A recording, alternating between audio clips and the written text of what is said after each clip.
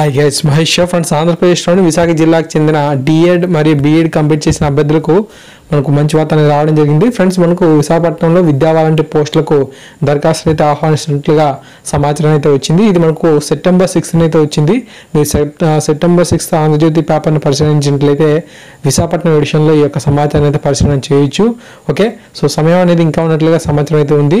So మీకు doubts ఉంటే కింద మనకు ఈ యొక్క క్లిప్ అనేది చూసినట్లయితే మనకు ఫోన్ నెంబర్ కూడా ఇచ్చారు. ఆ యొక్క ఫోన్ నెంబర్కి కాంటాక్ట్ అయితే అవ్వచ్చు. సో ఓకే, సో ఈ యొక్క విద్యా వాలంటీర్ పోస్ట్ సంబంధించి మనకు 1 year పాటు అయితే ఈ యొక్క విధి అయితే మనం నిర్వహించాల్సి అయితే ఉంటుందంట. సో మెరిట్ ఆధారంగా మనకి ఈ యొక్క పోస్ట్ అనేది భర్తీ చేస్తామని చెప్పి సమాచారం అయితే ఉంది. ఎన్ని పోస్టులు ఇస్తారు అనే సమాచారం అయితే లేదు. ఓకే, సో ఈ యొక్క ఆర్టికల్ మనం పూర్తిగా పరిశీలన అయితే చేద్దాం. ఇది కేవలం మనకు విశాఖపట్నం జిల్లాకి చెందిన అభ్యర్థులకు మాత్రమే. ఒకవేళ కనుక మీ యొక్క ప్రాంతాల్లో అంటే ఇతర జిల్లాల్లో ఉన్న అభ్యర్థులకు కూడా ఇలాగే మనకు నోటిఫికేషన్ కనుక రిలీజ్ అయినట్లయితే ఖచ్చితంగా మీరు నాకు కామెంట్ సెక్షన్లో ఆ యొక్క ఫైల్ని అయితే నాకు సెండ్ చేయొచ్చు. ఓకే, లేదంటే నా యొక్క ఈమెయిల్ ఐడికైనా మీరు పంపించవచ్చు అనమాట. ఓకే, సో ముందుగా ఈ సమాచారాన్ని పరిశీలన చేద్దాం. జిల్లాలో 16 మండలాల్లో విద్యా వాలంటీర్ నియామకానికి దరఖాస్తులు ఆహ్వానిస్తున్నట్టు ఎస్ఎస్ఏ ప్రాజెక్ట్ అధికారి బి లింగేశ్వర రెడ్డి సూచించారు. అభ్యర్థులు 10వ తరగతి లేదా సమాన పరీక్ష ఉత్తీర్ణత, ఇంటర్ లేదా డిగ్రీ డిఎడ్ కలిగి ఉండి ఆదివాసీ గ్రామీణ భాష కలిగి మాట్లాడగలిగి ఉండాలన్నారు. స్థానిక అభ్యర్థులకి అయితే ప్రాధాన్యత ఇస్తారంట. 2018-19 విద్యా సంవత్సరంలో మాత్రమే ఇక కాల పరిమితి ఉంటుంది. అనంతగిరి, అరకు, డుంబ్రిగడ, జీమాడుగడ, జీకే వీధి, హుకుంపేట, ముంచంగిపేట, పెదబయలు, చింతపల్లి, కొయ్యూరు, ఏజెన్సీ మండలాలు, నాతవరం, గొలుగొండ, చిన్నగదిరి, విశాఖ అర్బన్, కోటవరట్ల ప్రాంతాల్లో ఇక విధులు అయితే మనం నిర్వహించాల్సి అయితే ఉంటుందట.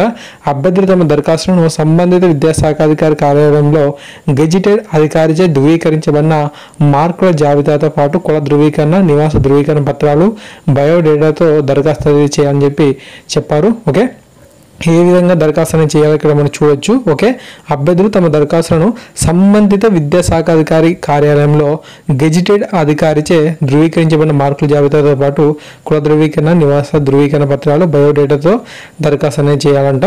సంబంధిత పోస్టులు జిల్లా నియామకాల కమిటీ ద్వారా మెరిట్ ఆధారంగా మనకు జరపడం జరుగుతుంది. ఇక్కడ మనకు ఫోన్ నెంబర్ కూడా ఇచ్చారు. సో ఇక ఫోన్ నెంబర్కి మీరు కాంటాక్ట్ అయితే అవ్వచ్చు.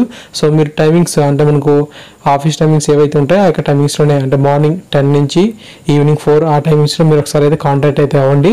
ఓకే, లేదంటే మీకు మీ యొక్క ప్రాంతాల్లో అంటే వైజాగ్లో ఉన్న వాళ్ళకి చెప్తున్నాను.